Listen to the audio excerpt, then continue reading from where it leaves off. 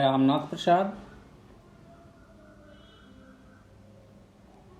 अध्यक्ष दर्शन शास्त्र विभाग, डीएवी स्नातकोत्तर महाविद्यालय सिवान से आज ऑनलाइन कक्षा के अंतर्गत अनुपलब्धि के स्वरूप पर विचार करने के लिए प्रस्तुत हुआ हूँ, जो एमए के सेमेस्टर 2 के लिए अनुशंसित है। पिछले वर्गों में हम लोगों ने न्याय, वैशेषिक, प्रभाकर, बौद्ध दार्शनिक, धर्मकीर्ति, कुमारिल भट्ट और शंकराचार्य के अनुपलब्धि के संदर्भ में विचारों की समीक्षा की और पाया कि न्याय दार्शनिक अनुपलब्धि को प्रत्यक्ष में ही अंतर्भावित करने का प्रयास करते हैं। वैशेषिक दार्शनिक अनुमान में अंतर्भावित करने का प्रयास करते हैं। प्रभाकर मिश्र अनुपलब्धि को प्रत्यक्ष में अंतर्भावित करने का प्रयास करते हैं। बौद्ध दार्शनिक धर्मकीर्ति अनुमान का एक प्रकार मानकर उसे अनुमान में अंतर्भावित करने का प्रयास करते हैं, जबकि कुमारिल और वेदांत के अनुयायी अनुपलब्धि को अभावात्मक पदार्थ के ज्ञान के लिए एक स्वतंत्र प्रमाण के रूप में स्वीकार करते हैं। तब यह एक संशय की स्थिति उत्पन्न होती है कि क्या अनुपलब्धि एक स्वतंत्र प्रमाण है? क्या अनुपलब्धि का अंतर्भाव प्रत्यक्ष में हो सकता है या करना तार्किक दृष्टि से उचित है? क्या अनुपलब्धि का अंतर्भाव अनुमान प्रमाण में संभव है?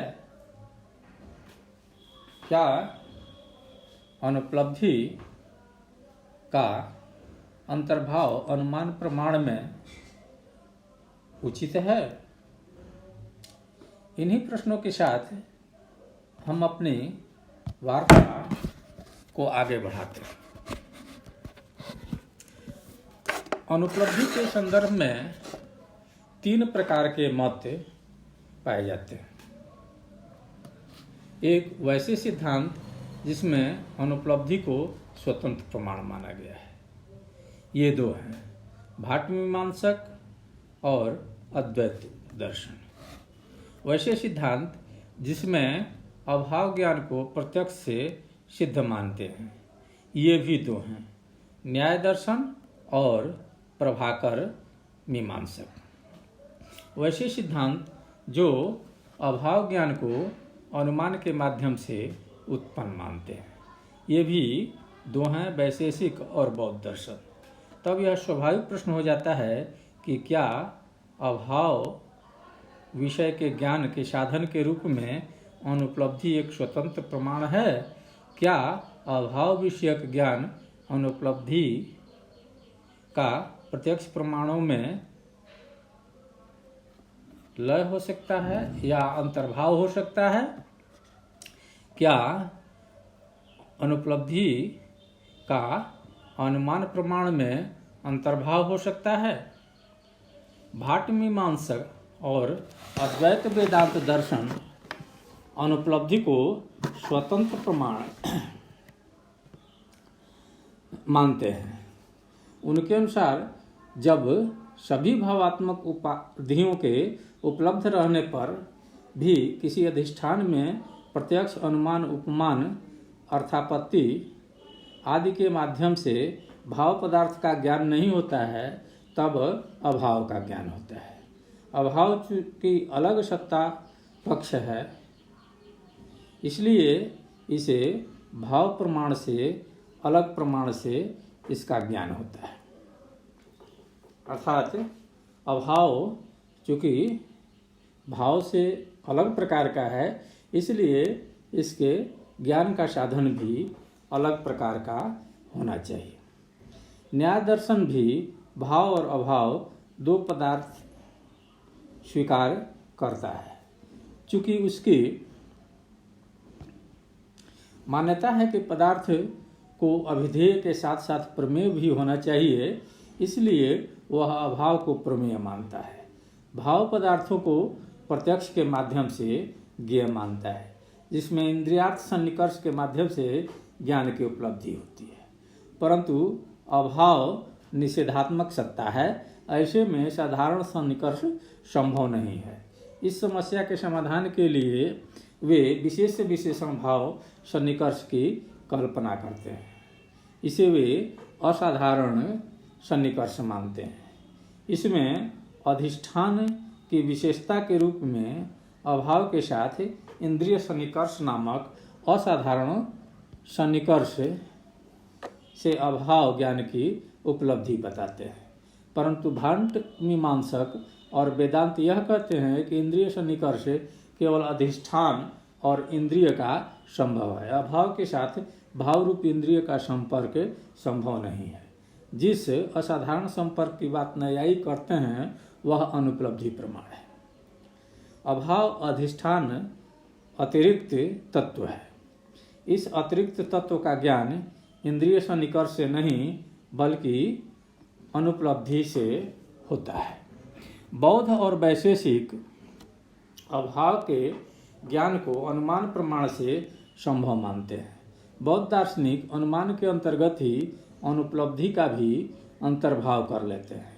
उनके अनुसार अभाव और भाव में गुण का नहीं बल्कि प्रकार का भेद है, इसलिए यह भाव प्रमाण से भी जाना जा सकता है।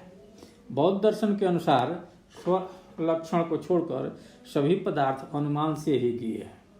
यह अनुमान तीन रूपों में होता है: स्वभाव, कार्य और अनुपलब्धि। वे अनुपलब्धि को दो प्रकार का मानते हैं: विप्रकृष्ट विषय अनुपलब्धि और स्वभावानुपलब्धि। पुनः स्वभावानुपलब्धि को 11 प्रकार का मानते हैं: एक स्वभावानुपलब्धि, कार्यानुपलब्धि, व्यापकानुपलब्धि, स्वभाव विरुद्ध उपलब्धि, विरुद्ध कार्य उपलब्धि, विरुद्ध व्याप्तोपलब्धि, कार्य विरुद्ध उपलब्धि, व्यापक विरुद्ध उपलब्धि, कारण अनुपलब्धि, कारण विरुद्ध उपलब्धि, कारण विरुद्ध कार्य उपलब्धि। वे उपलब्धि तो मानते हैं, लेकिन उपलब्धि को स्वतंत्र नहीं मानकर अनुमान का एक प्रकार मानते हैं। धर्मकृति के अनुसार अनुपलब्धि अनुमान से ही अभाव का ज्ञान होता है। यह निम्न रूप में उपस्थित होता है: जहाँ जो वस्तु होती है उचित परिस्थितियों में उनका प्रत्यक्ष होता है। यह व्याप्ति वाक्य है। इस कमरे में घट का प्रत्यक्ष उचित परिस्थितियों में नहीं हो रहा है, यह हेतु वाक्य है। और अंततः निष्कर्ष के रूप में अतः इस कमरे में घट का अभाव है आता है।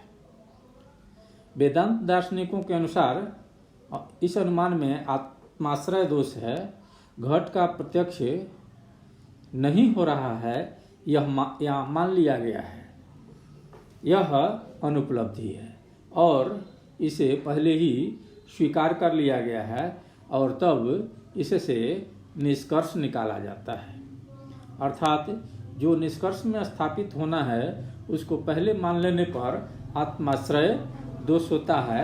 यहाँ हेतु वाक्य में जो प्रथम वाक्य माना जाता है में यह मान लिया गया है कि इस कमरे में घट का प्रत्यक्ष उचित परिस्थितियों में नहीं हो रहा है।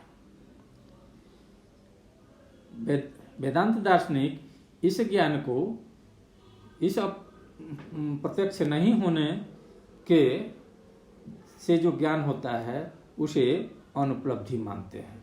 इसे अनुमान कहना अतार्किक और अनुचित है। इस तरह हम देखते हैं कि अनुपलब्धि का अंतर्भाव न तो प्रत्यक्ष में संभव है और न ही अनुमान में। यह स्वयं में एक स्वतंत्र प्रमाण है। यह सही है कि अनुपलब्धि के लिए प्रत्यक्ष और अनुमान के अवयवों की आवश्यकता पड़ती है, परंतु इतना होने मात्र से इसे प्रत्यक्ष या अनुमान में अंतर्भावित नहीं किया जा सकता है।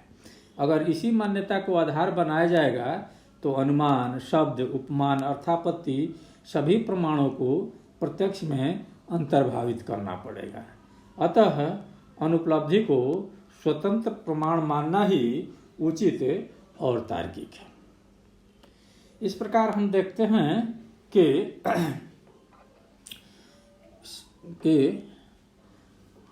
अनुपलब्धि को एक स्वतंत्र प्रमाण मानना ज़्यादा तार्किक है और एक ऐसा सूक्ष्म विषय जिस पर विस्तार पूर्वक विचार किया गया है और इनकी जटिलताओं का समाहार करने का प्रयास किया गया है। यह भारतीय दर्शन की अपनी विशेषता है। हम अगले वर्ग में एक नए विषय के साथ आएंगे। तब तक के लिए विदा। धन्यवाद।